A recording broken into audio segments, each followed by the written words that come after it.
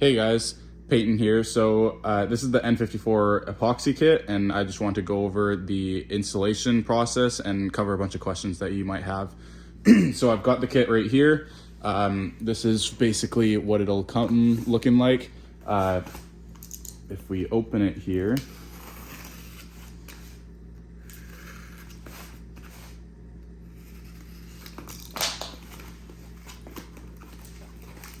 so it'll come with your invoice. This can be purchased on our website, by the way. So it'll come with an invoice. We sell this for $150 shipped. And here is the instructions. And then as well, it comes with all the data safety sheets, just in case you have an accident. Looking deeper into the package, we see you have a vacuum sealed block epoxy kit. It comes with 1 kilogram of it, which is almost enough to do about 2 N54 blocks, just in case you do make a mistake. Then you will have enough epoxy to kind of fix that mistake. Yeah, so it comes in a vacuum sealed shipping container, just so that you won't have any leaks. And if we open that up,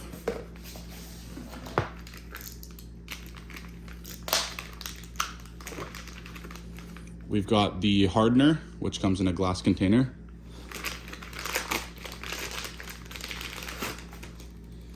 And the epoxy itself, which comes in a little quart paint can. All right, so here we are at the block, and we're gonna take a look at our first instruction set. So we need to clean the water jacket with the red Scotch-Brite and brake cleaner.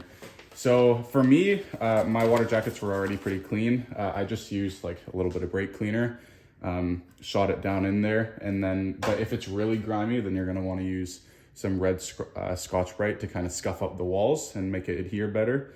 And then you're just gonna want to take some like compressed air and just blow out the walls, because you don't want any moisture inside there whatsoever. Once you're finished with that, you want to obviously tape up your entire block, so I can show you what that looks like. I just got some of this like 2-inch wide masking tape, and then put it over, and then just took a blade and kind of cut out along all the edges very precisely. You want to make sure there's no overhang or anything that could interfere with the epoxy. And then next up on here, we've got you got to heat up the entire block. So ideally you want this kind of like warm to the touch. You can do this with just a heat gun here. And I just kind of go over the block for about 5 minutes, just till it is kind of like a little bit warmer than room temperature. And then we've got our next step. We have to tape off the 3 coolant ports with masking tape. There's 1 port in the middle and 2 ports in the top left and top right of the exhaust side of the block. So here we are on the exhaust side. You can kind of see here where I've started. You want to tape up this, obviously, because you don't want, when you put the sugar in, you don't want any of the sugar falling out. And then same with these ones. These ones, if you are single turbo and you're not utilizing them, you can actually just put in your little plugs for them and then not have to worry about it. But yeah, if you are not single turbo, then you're gonna be utilizing these, and you definitely don't wanna plug those up with epoxy. Next up, we need to level the surface with by placing a level on the deck surface. So I've got my engine on an engine stand here. You might have it like on your desk or whatnot. But yeah, we need to find a position. I've got even some Amazon packages kind of under the wheel, just to level the block out. And the other way, we can just use the little handle that's on here, which I will do now.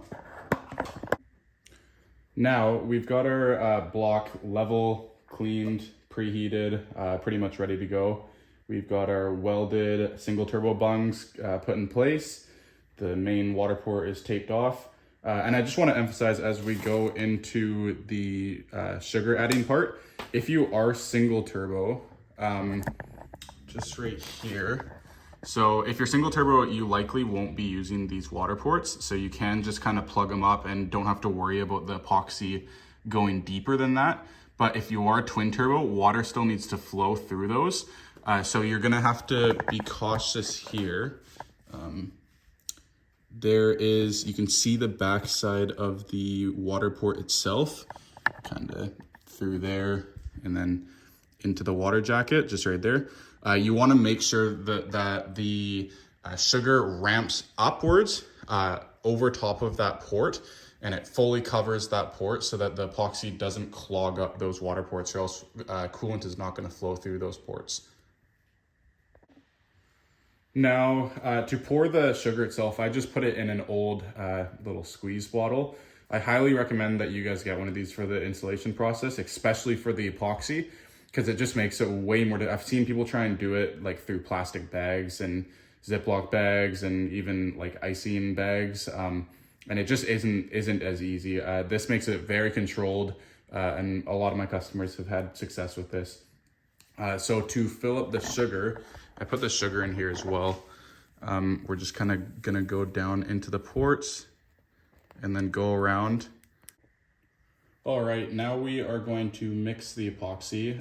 It's also important to mention that, I'm gonna stress again that these bottles are very important to the installation process, and I would not recommend attempting one with a plastic bag.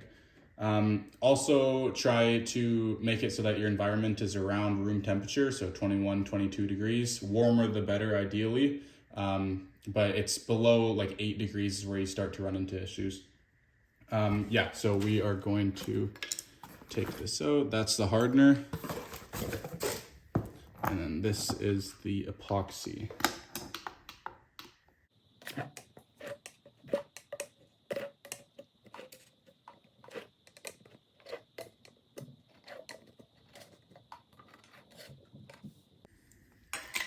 Okay, and you can see that that is a green color and this is a red color. And when you mix the two, it's gonna turn blue, and we wanna make sure the whole mixture is like a dark, deepish blue, and try and get around all the edges and everything.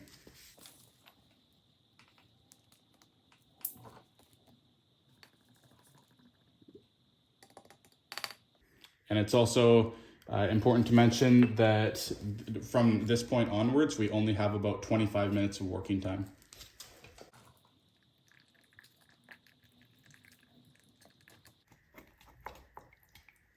And it's gonna go from a thick green liquid to a thinner blue liquid.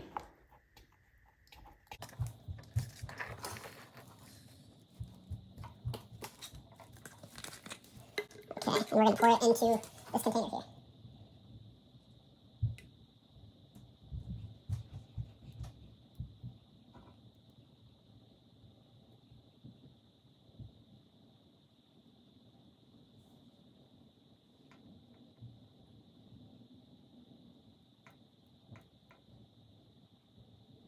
Also, try and find yourself a 16-ounce squeeze bottle instead of one of the small ones so that you can do it all in one go.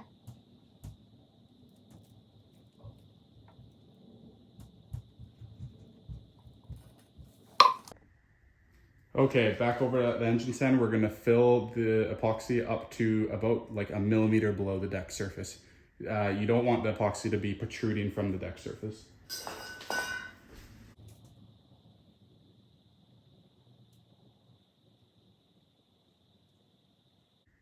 And we're gonna work in layers here.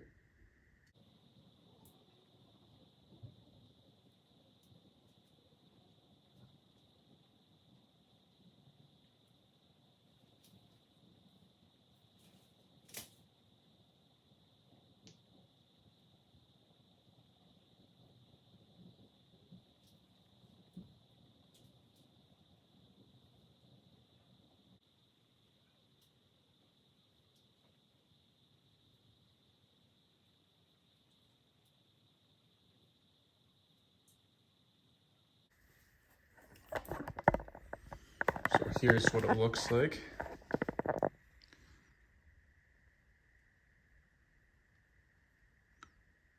can see with the bottle, it makes the installation fairly easy. And you just want to make sure that none of the epoxy sits above the deck line.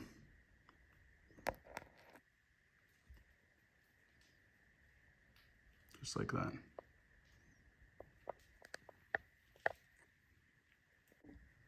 And then if you're wanting it to flow a little bit better and get some bubbles out, it doesn't hurt to run a heat gun over it for a few seconds.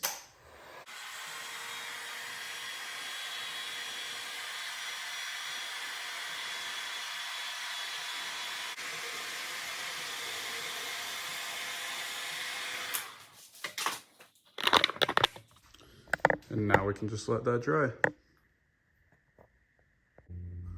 All right, so it's been 24 hours since we laid the epoxy. Really, it only needs 8 hours to dry, but we're gonna move on to the next stage. So we have our studs holding our gasket that we're about to put in place. And this will kind of just align the gasket. So there it is. And what we're gonna do is, you can see the water jacket holes right here. We need to mark where those are so that we know where the coolant is going to flow, so we know where to drill our holes. So just kind of make sure it's all aligned, and then what we can do is just mark off with like some sort of Sharpie where this section is.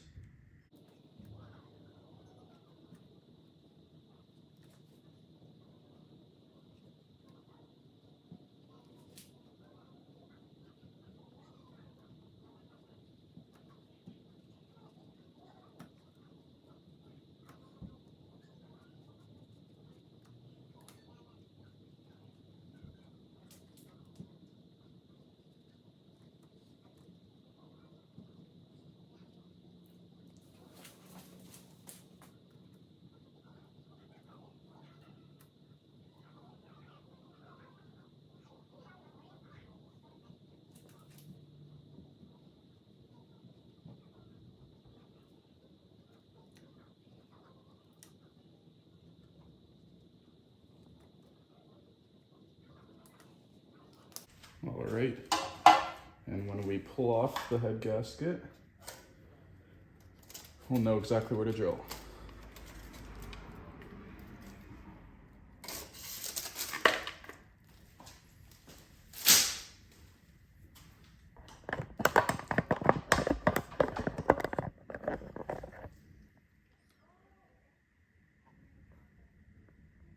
Just like that.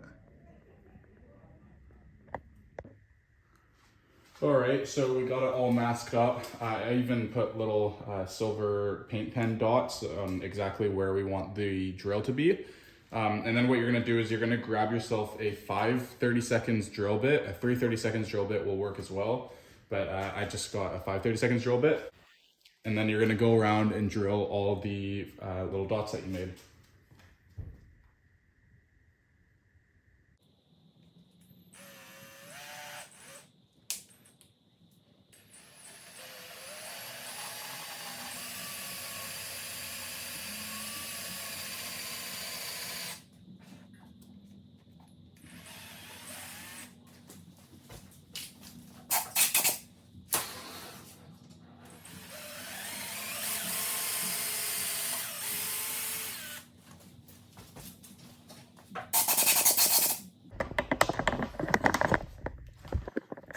Gonna look like that, and you're gonna want to go around on all the holes and do the exact same thing. So here it is, all drilled out, just like that. I used some 3 30-seconds like that, and then some 5 30-seconds. Same with over here. All these are 5 30-seconds. And then the ones in here, I did 3 30-seconds just because they're super close to the walls themselves.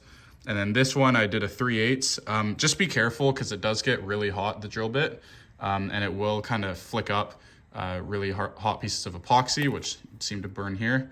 But yeah, so now we need to get all the salt out. So this is actually a coolant port right here. There's no really like, this side it's got like, we've got a big port that water can flow through, but this side, if you want to take out this coolant little plug here, then there's a better way for the salt or sugar to flow out of it. So we'll just take that off. Take our air hose here. And then you can see, yeah, so just be careful, but try and get as much out with the compressed air as you can, and then we'll move over to the water.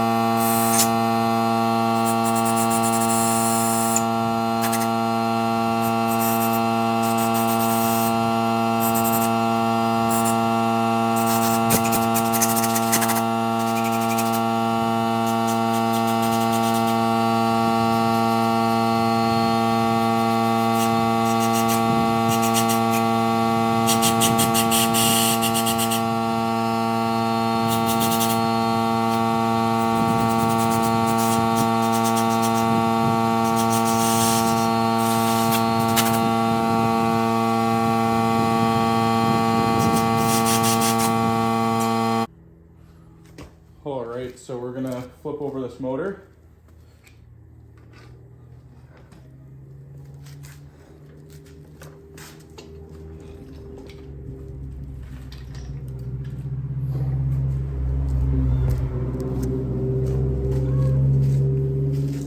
And get as much water or salt, sugar out as we can. Flushing water through the main water port.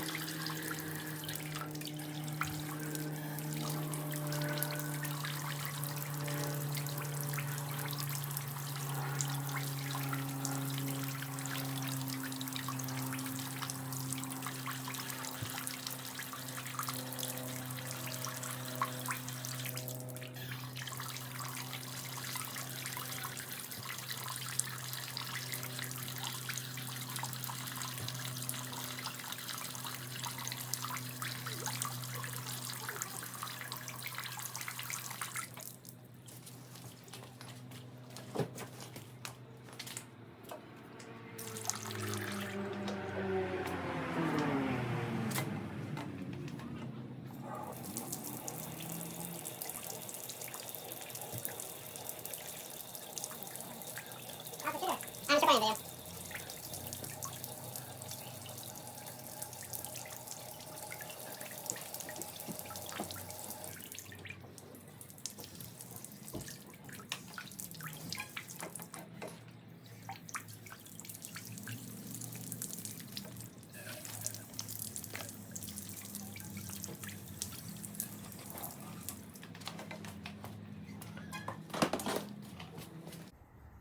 Okay, and with all the water washed out and blown out with compressed air, and then I just took, since I've got the pistons in already, I coated the cylinder walls in just ATF just to make sure it doesn't flash rust.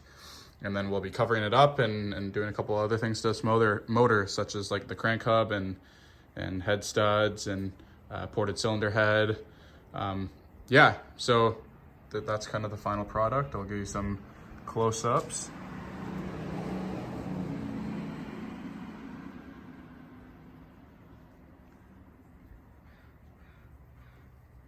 Yeah, and this would be the point where if you didn't have pistons installed already, then you could go to the machine shop now and get your block machined if you wish to do so. So yeah, thanks for watching. Have a good day.